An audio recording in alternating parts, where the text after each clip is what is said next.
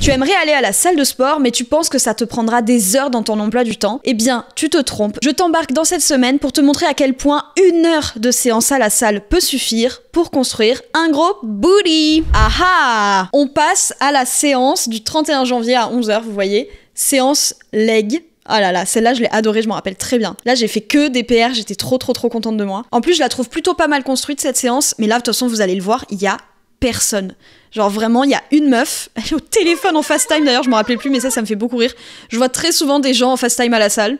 Je comprends pas. Ouais, on dirait que on dirait que ma hanche, elle va se disloquer. Ouais, ça fait trop bizarre de se voir faire ça. Oh, mais c'est violent en fait, on dirait un truc de torture. Oh, je vois mes fesses qui sont musclées là, ça me fait trop plaisir. Franchement les gars, filmez-vous parce qu'après comme ça vous avez un retour sur vous, c'est trop satisfaisant. Bref, à force de me mater, je me suis coupée dans mon propre blabla. Depuis que j'ai mis du yoga le matin, je sens que mes hanches sont beaucoup plus souples et que je peux aller beaucoup plus loin dans mes étirements et donc dans mes séances. Vraiment, je sens que ça fait trop du bien à mon corps et pourtant, vous l'avez vu, je fais pas 1 heure de yoga. Au minimum, je fais 5 minutes. Sinon, je peux aller jusqu'à 20 minutes les matins où je suis déter, mais on est sur une moyenne de 10 minutes par matin, c'est trop bien. Putain, on dirait que ma hanche elle va s'arracher, c'est trop drôle. Peut-être qu'il faudrait que j'y aille un peu plus doucement, je pense.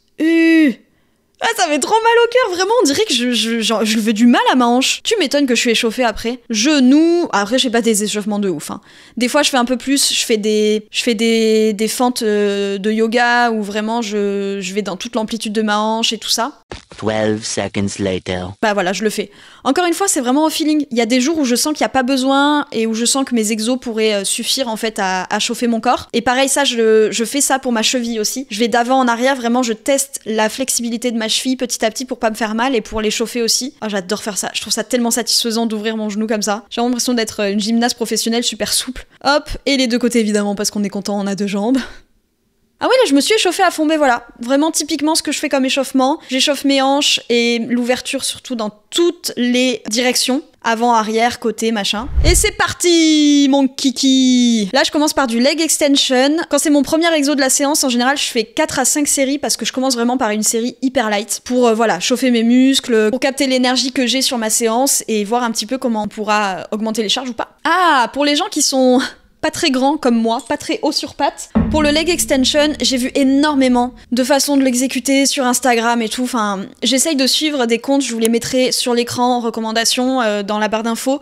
J'essaye de suivre des comptes vraiment de personnes qui sont diplômées, qui savent de quoi ils parlent et pas des coachs improvisés d'Instagram. J'ai vu de tous les conseils. J'ai vu le conseil d'être éloigné, d'avoir le buste penché en arrière pour atteindre l'extension dans sa pleine amplitude du muscle. J'ai aussi entendu d'être droite, d'être au plus près du poids. J'ai envie de vous dire, faites au ressenti, mais gardez en tête que l'idée pour muscler un muscle, c'est bizarre de dire comme ça, c'est de l'avoir dans sa pleine extension pour pouvoir le raccourcir et l'allonger au maximum. Par exemple, pour du hip thrust, ça sert à rien de faire des mini répétitions parce que vous allez pas plier votre muscle, enfin avoir l'extension du muscle à son amplitude maximale, comme avoir du coup raccourcir le muscle dans son amplitude minimale. Ici c'est pareil en fait, et là j'ai fait au ressenti.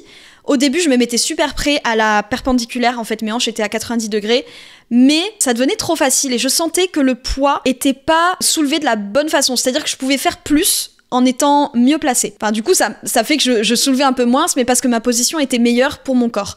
C'est-à-dire que j'ai reculé le siège du dos, et donc du coup, je peux m'accrocher au poignet, parce que vu que je suis pas grande, des fois, j'atteins pas les poignets des machines pour m'accrocher. Parce que clairement, si je m'accroche pas, je pense que je pars en avant avec le poids. Bon, l'idée, c'est pas non plus que tout votre corps travaille sauf vos jambes. Il faut quand même avoir un minimum de stabilité sans se tenir. Quand on soulève des énormes poids comme moi, voilà. À 5 kilos près, je me soulève au leg extension, donc je suis pas peu fière. Et donc, ça me permet tout ça pour avoir le buste un peu plus penché en arrière et vraiment la force qui vient de toute la cuisse, et je sens la différence. J'ai même eu des courbatures les jours d'après où j'ai fait ça pour la première fois. Donc voilà, testez les choses, renseignez-vous sur les bons comptes et de la bonne façon, et après vous adaptez à votre corps et vos ressentis. Et là, sur cette séance-là, j'ai fait 4 séries, la première à 18. C'est vraiment... En fait, c'est ce que je fais et que j'essaye de plus faire, c'est que au début, je me dis... Non, mais je mets un petit poids pour être sûre que je peux le faire. Et maintenant, j'essaye de plus faire ça. C'est-à-dire que 18, je sais que je le soulève à 1000%, puisque j'ai fait 45 kilos sur cette séance. Donc je vais maintenant m'interdire de commencer à 18, au minimum à 25, mais je pense que je peux faire mes premières sessions à 32 kilos, donc trop fière de moi. Mais ne vous sous-estimez pas, à la salle, on est là pour se péter les muscles, ok? On est là pour avoir mal, respectez votre corps et ne vous faites pas mal, mais il faut ressentir en fait. Si c'est trop facile... c'est que ça marche pas. Qu'est-ce qu'on fait après? Il y avait personne ce matin-là, c'était génial. Hein. Ah oui, trop drôle. Ben là, je crois que j'allais me mettre pour du RDL. Et en fait, j'avais trop envie de faire des step-up. Ça fait très longtemps que j'en avais pas fait. J'en avais jamais fait à cette salle parce qu'il faut déplacer les bancs et que la poulie, il y en a qu'une. Et du coup, ben, en général, j'y vais pas parce qu'il y a trop de monde. Et là, je commençais à tout mettre en place et tout. Et en fait, j'ai capté que la personne qui était à la poulie, elle était partie, genre, c'est le mec là. Et du coup, je vois qu'il part, j'ai fait, ok, la poulie, elle est pour moi. Je vais checker, je ramène mon banc et tout, donc ouais, c'était trop drôle. Je me suis vraiment, il faut se jeter sur les machines, les gars, n'hésitez pas. Hein. N'hésitez pas, vraiment, ne soyez pas timide, mais laissez-vous le temps aussi de vous sentir à l'aise, mais installez vos équipements comme vous en avez envie. Là, j'avais une partie de moi qui avait du mal à mettre la poulie, à faire le step-up à la poulie, parce que je sais qu'il y en a qu'une, et je sais que bah, ça va saouler les gens, parce qu'il y a une meuf avec un banc, il faut pas tourner, nanana. Mais en fait, je m'en fiche parce que ma séance, elle est pour moi, et puis on peut quand même tourner. Là, j'ai tourné, bah, pour le coup, j'ai tourné avec mon mec, hein. Mais investissez les lieux, vraiment, sentez-vous légitime, en fait, de vous dire, ok, moi, je veux un gros fiac, je vais mettre le step-up à la poulie, parce que c'est ma séance, en fait. N'ayez pas honte. Ah, il y a Bébou! Ouh là là, Bébou, il fronce les sourcils. Ah, trop drôle. J'aime trop aller à la salle avec lui. Vous savez qu'au début, j'osais pas. Au début, il m'a fallu beaucoup de temps avant d'oser aller à la salle avec lui et faire mes séances avec lui parce que je me sentais pas totalement en confiance. Je savais que je maîtrisais pas tout et je préférais prendre le temps qu'il me fallait pour être confiante à la salle, me sentir légitime, savoir ce que j'allais faire de mes séances pour ensuite y aller avec lui. Et une période, on y allait ensemble le dimanche matin à 11h et je me disais, mais mon Dieu, c'est quoi cette vie incroyable, cette relation de couple incroyable où le dimanche matin, je suis à la salle avec mon mec, genre... C'est un truc de fou. Tout ça pour dire que le step-up, j'adore. Pareil, je me vois super vite évoluer. En plus, c'est de l'unilatéral, donc vraiment, c'est hyper satisfaisant parce que c'est beaucoup plus de ressenti, je trouve. Et là, on me voit mettre les lanières. Vous voyez comment je la passe dans la lanière pour ensuite pouvoir resserrer par-dessus et la rattraper en dessous parce que ça me permet vraiment d'avoir une stabilité dans mon poignet, dans ma main et c'est trop bien. Si j'avais pas ça, je pourrais pas faire l'exo, clairement, vraiment. Je pourrais mettre genre 5 kilos. Ah, j'ai mal au dos un peu. J'ai mal en bas du dos avec cet exo un peu. Je sais pas si c'est normal, après je suis assez sensible du bas du dos, j'ai eu quelques problèmes de dos. Est-ce que j'ai fait des hip thrusts à cette séance? Ouais! Ça, c'est vraiment une séance que je kiffe de ouf. Mais c'est pas une séance parfaite parce que, en me renseignant sur les bons comptes sur Instagram, une jeune fille qui s'appelle Zoé Maïlis, que j'adore vraiment, c'est une jeune fille qui doit avoir à peu près mon âge, je sais pas si elle est pas plus jeune d'ailleurs, elle est jeune diplômée et elle est tout le temps en constante formation et tout, bref, elle travaille avec des super marques de sport et elle a fait un réel sur la redondance des exercices et elle parlait des exos qui étaient pas les mêmes mais qui travaillaient les muscles à peu près de la même façon et d'éviter en fait de les mettre sur les mêmes séances. Et le step up et le hip thrust, en fait, si on réfléchit bien, c'est un mouvement de hanche d'avant en arrière, enfin de bas vers le haut, ça dépend de comment on se place. Et donc finalement c'est un petit peu la même façon de travailler les fessiers. À l'avenir je les mettrai pas dans les mêmes séances, voilà, c'est un peu une redite, mais c'est pas grave. Écoutez, on apprend encore une fois chaque jour. Hip thrust, tellement bien cet exo. Et d'ailleurs je crois que c'est sur cette séance que j'ai fait mon PR, mais j'ai fait que des PR sur cette séance. Ah, c'est trop bien. J'ai fait 41 au step up, donc tellement contente, et au hip thrust j'ai fait 50 kilos sur 2 séries. Et on va rester un petit moment sur les hip thrusts parce que je trouve que cet exo il est pas sous-coté, j'allais dire sous-coté mais pas du tout parce que je vois que tout le monde le fait, mais il est tellement important, genre c'est vraiment la base des exos fessiers, je trouve. Et encore une fois, on peut se voir vraiment évoluer sur cet exercice et je trouve qu'il est très challengeant. Je trouve que ces exos-là sont beaucoup plus challengeants que du squat ou des fentes classiques, je trouve. À la salle où j'allais avant, donc du côté de chez mon copain, où il habitait avant, il y avait une machine à hip thrust. Ça n'a rien à voir, c'est-à-dire qu'en fait, j'ai compris pourquoi c'était difficile, enfin, on a réussi à comprendre pourquoi c'était beaucoup plus difficile sur une machine à hip thrust, c'est parce que le poids est beaucoup plus éloigné de vos hanches. Il est en avant et sur le côté, ce qui est pas du tout, j'allais dire, naturel, alors que là, sur le hip thrust classique à la barre, ou aux haltères d'ailleurs. En fait, vraiment, le poids, il est à l'alignement de vos hanches. Moi, je prends une petite barre. Les filles, d'ailleurs, regardez dans vos salles s'il y a des grandes et des petites barres libres. Prenez les plus petites, c'est beaucoup plus facile parce qu'avec les grandes, vous allez avoir le même problème qu'avec la machine à hip thrust. Enfin, problème.